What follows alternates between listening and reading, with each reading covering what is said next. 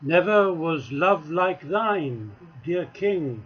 That's part of the words that are in that hymn, and how true it is. Never was love like thine. God's love is unlike anything that we know. And we need to hold on to that when we come to think about the parable that we're going to hear now. I'm going to read it because I think we can't really get any further in thinking about God being unfair without first hearing the words that Jesus is reported to have used. So I read from Matthew's Gospel, chapter 20. For the kingdom of heaven is like a landowner who went out early in the morning to hire laborers for his vineyard. After agreeing with the laborers for the usual daily wage, he sent them into his vineyard.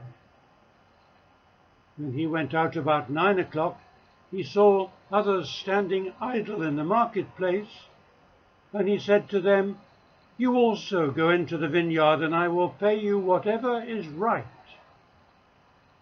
So they went.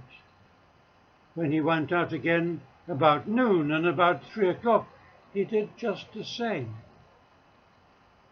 And about 5 o'clock, he went out and found others standing around, and he said to them, "Why are you standing here idle all day?"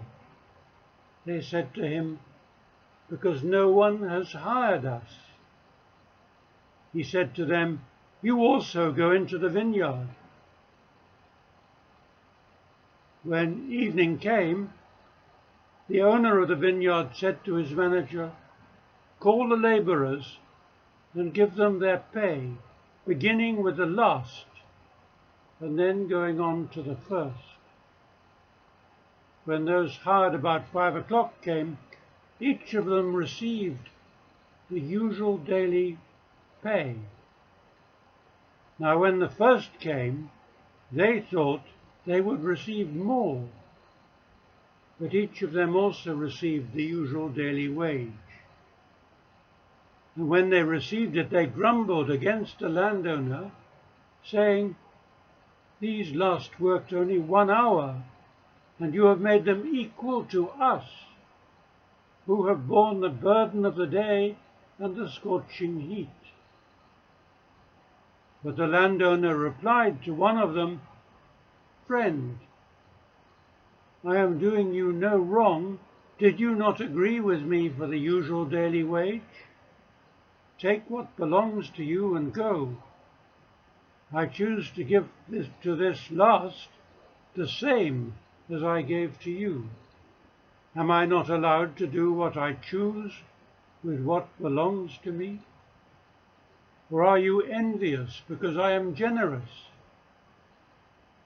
So the last will be first, and the first last. That's the way Matthew's Gospel records this story told by Jesus. And it's part of a longer section when Jesus is dealing with the question of who is the most important. And the essential point he wants to get over is that it's not the people who think they're important who are important. Indeed, in God's eyes, we are all important. There's no hierarchy in heaven. There's no ranking. There's no top, middle and bottom. There are no toffs and no slaves. Everyone in God's eyes is the same. And that's very hard for us to get our heads around, isn't it? Because we're so used to difference in our societies, we're so used to structures and hierarchies, some people being well off and others not so well off, and so on, And we do watch very carefully how these differences are managed, and we can understand when someone has more food, for example, because they need it, but we are worried when they have it without needing it, or when somebody's got lots and lots of money but they haven't earned it. And even the amount that some people earn compared to other people who are earning produces difficulties, because we want things to be fair. Well, the extraordinary thing that this parable is teaching us, I think, is that God doesn't want to be fair. He just wants to wrap everybody in his love, and longs for each of us to want to accept that.